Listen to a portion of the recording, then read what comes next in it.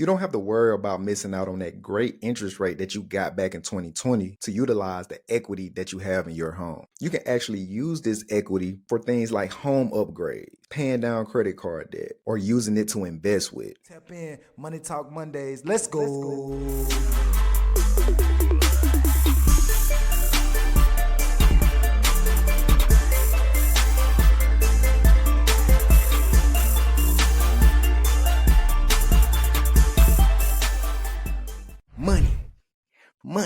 Money. Oh, I'm in that money mood today, man. Happy Money Talk Monday. How y'all feeling today? It's your host, D. Saul, of the Money Talk Mondays podcast, where I talk about all things money. I talk about real estate. I talk about credit building. I talk about stocks, digital currency, all things money. I talk about it on this podcast. And today we're going to be talking about making more money with real estate. We're going to be talking about how you can use the real estate that you already own to make more money by way of a home equity line of credit. That's right. We're going to be talking about how you can use the equity in your home to start investing in real estate, or to start paying down some of your debt, or to start investing into a new business. You can do that. And we're going to talk all about it today. But before we begin, this video was sponsored to you by Credit Repair Hacks. Credit Repair Hacks is one of the world's first AI digital credit repair softwares. You're able to repair your credit right from your phone. The system is super flawless. It detects everything that's derogative on your account, and it generates a dispute letter based on hundreds of deletions that they had from clients like you in the past. They'll create this dispute letter for you and send it out to all of the major bureaus to get those deletions for you. Y'all go check that out. Did you know that you can take out the equity in your home to use however you want it? You can take the equity out of your home and use it just like cash. And you can do this in one of two ways. One way to do this is the cash out refinance.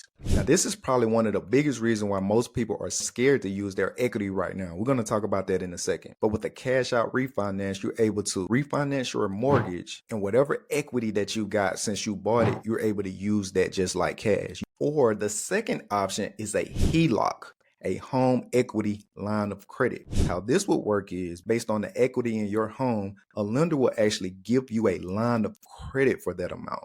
They'll actually give you a line of credit that you can use just like a credit card or cash for whatever you need to do with it. So first, let's talk about equity. What does equity mean? Equity is the difference in the value of your home now than what you paid for it when you first got it. So if you bought a home that was $200,000 5 years ago, and now it's worth $300,000, you now have $100,000 equity in your home. And what you can do with this equity is use it like a cash equivalent. These are not just numbers on the screen or just numbers on the paper. You can actually use this equity for things like home upgrades, paying down credit card debt, paying down debt in general, or using it to invest with, whether that's investing in real estate, the stock market, or a new business. Let me break all of this down for you. If you want to take advantage of the equity of your home, you can either do a cash out refinance or a HELOC. Now, a cash out refinance is an amazing strategy when the circumstances are right, because you get to use that cash. You get to take out that cash. So how it will work is, let's say in the right conditions, you paid $300,000 for a house and now it's worth $450,000.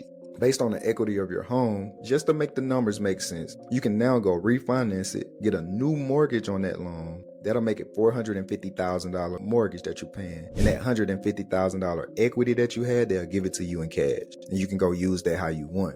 But see, it wouldn't make sense in today's market, because now that new loan or that new mortgage that you have is going to have a significantly higher interest rate. This is the reason why a lot of people don't want to utilize it. And I don't blame them. If you do a cash out refinance, this will mean that you're refinancing the loan that you already have, and now you have a new loan. And if you get a new loan, you're going to get the current interest rates in today's market, which is in the 6s and 7s and 8s, depending on when you listen to this video. Who would want to do that? Who would want to trade the interest rate that they got back in 2020 and 2021 for the interest rates today? You know, back in 2020, 2021, interest rates were 2.5, 3%. I mean, super low. You want to keep that mortgage. You want to keep that loan because of the interest rates and because how low they were. I don't blame you for not wanting to do a cash out refinance. So keep your 2.5%, 3% interest rate. You don't have to worry about missing out on that great interest rate that you got back in 2020 to utilize the equity that you have in your home. I know when you think about it, I got me a 2.5 interest rate. I got me a 3.5 interest rate.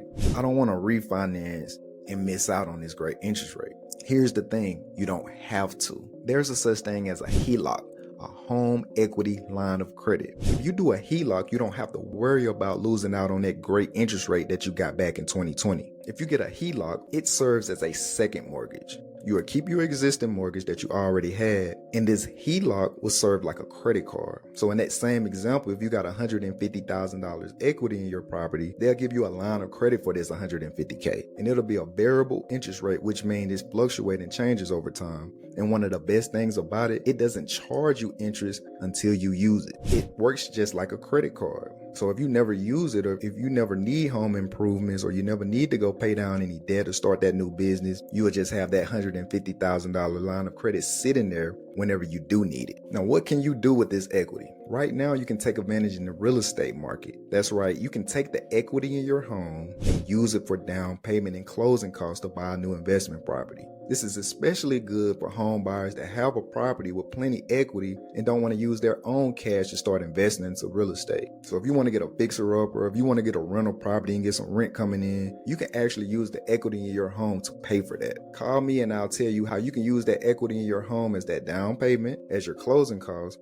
so you can go invest into real estate. You can go invest into a fixer-upper. You can go invest into some rental property. You can go house hack. You can do a lot of things with the equity in your home. I think this probably best for people that bought prior to 2020, because after 2020, the real estate market exploded. I remember back then selling homes. Sometimes we had to offer over the asking price just to compete to buy that property. Now let's just think about that. Because the interest rates were so low back then, you had so many buyers in the market, right? So now that you have a lot of buyers in the market, demand goes up.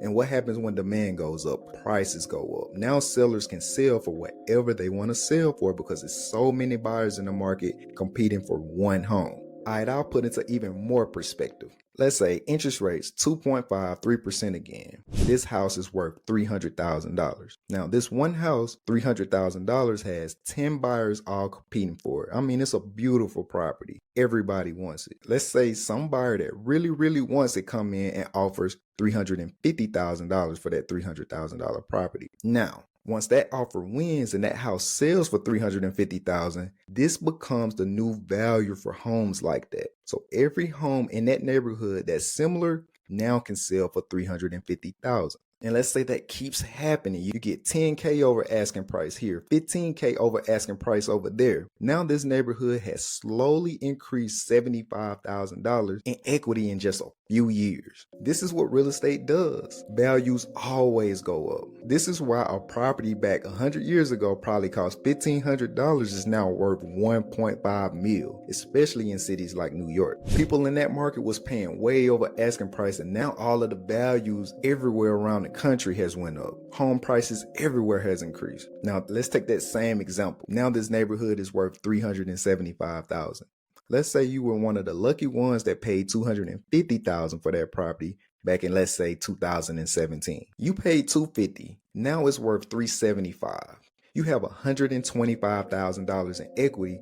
You can go home shopping with this. You can go pay down your debt with this equity. That's what makes this so juicy. If you know someone that bought a home prior to 2020, you might want to send them this video. You might want to let them know exactly how they can utilize the equity in their home to start investing in the real estate. As a matter of fact, just tell them to call me. Tell them to call me and I'll guide them and show them exactly how to use that money to do whatever it is that they want to do with it. And now that I'm really thinking about it, home value has still been going up even though interest rates are high. So even if you bought in 2020, 2021, there's a good chance that you have a lot of equity in your home, so you can go buy that next home, your dream home, or you can go buy a new investment property with the money that you already spent back then. See, that's the beauty in real estate. This is the number one way to create generational wealth. It's no secret. People have been doing this for years and years and years and years. Don't wait to buy real estate. Buy real estate and wait, because over time, the money that you spend today is going to keep growing. The value of that home is going to keep increasing. And the more your home value increase, the more equity your home has and the bigger your pockets get. And this is one of the reasons why I kind of hate people get so mad at gentrification. Now, I get it. It is running people out of neighborhoods. I understand. But why not play the game that they're playing too? Why not playing the same game that they playing? Why not invest into those areas that's going to get gentrified? So when gentrification does happen, home values go up. We can benefit from it too. They don't have to be the only people that's benefiting from gentrification. We can do it as well. We just have to put our money in the right places. And that's what I'm here for. That's why I have this passion for the Money Talk Mondays podcast, to give all of my people the game and the financial literacy they need to get ahead in life. I break down some of the most complex terms with money so anybody can understand it. So if you know anybody that can utilize this, tell them to give me a call. I can help people in all 50 states.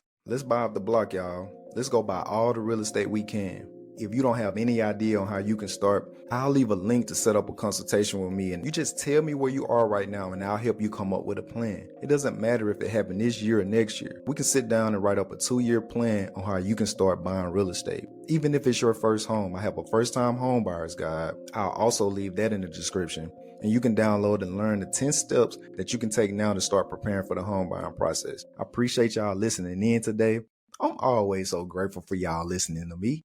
Y'all listen to Big Old D Saul sit up here and talk about real estate every week, and I appreciate you. I'm super, super grateful for you. And on that note, with gratitude, I got a couple of people that left me something that they're grateful for. Let's check them out. Just wanted to stop by and let you know what I am grateful for. The thing that I am most grateful for is my son. We have endured a lot of challenges over the last coming years, and he has helped me to see my strengths. He's helped me to see where I'm weak at, but most importantly, like, he's helped me to evolve myself through the tough challenges that he has faced. It has helped me find my purpose, and now I get an opportunity to help other kids who may be experiencing the same things that he has experienced, or similar situations. So I am definitely, in this chapter, I am definitely grateful for my son. And I think if he wasn't with me, I don't think life would be the same. I don't think life would be as meaningful as it is now. So, yeah, that's what I'm grateful for.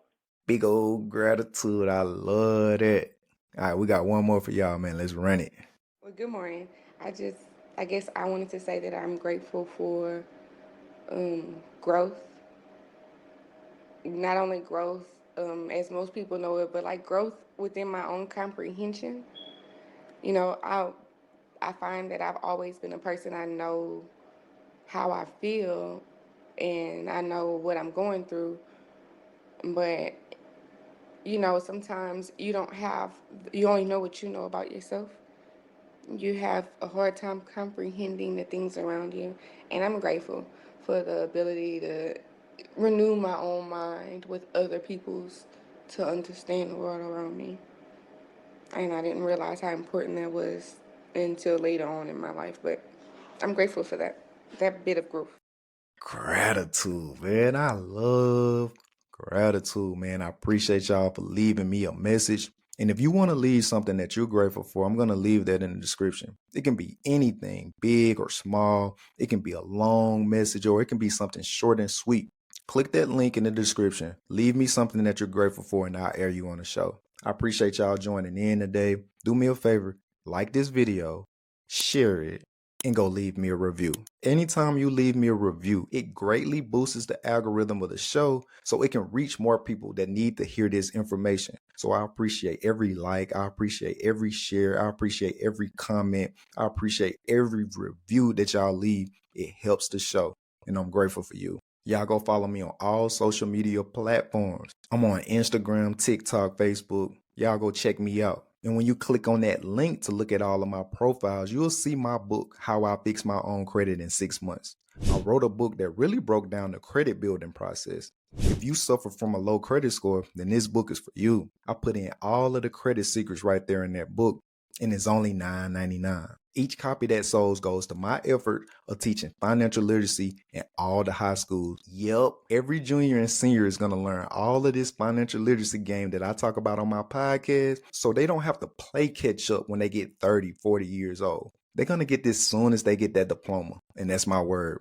So I appreciate all of the support. I appreciate y'all listening to the Money Talk Mondays podcast. Until the next time, I'm sending you peace and love and a whole lot of money. Peace.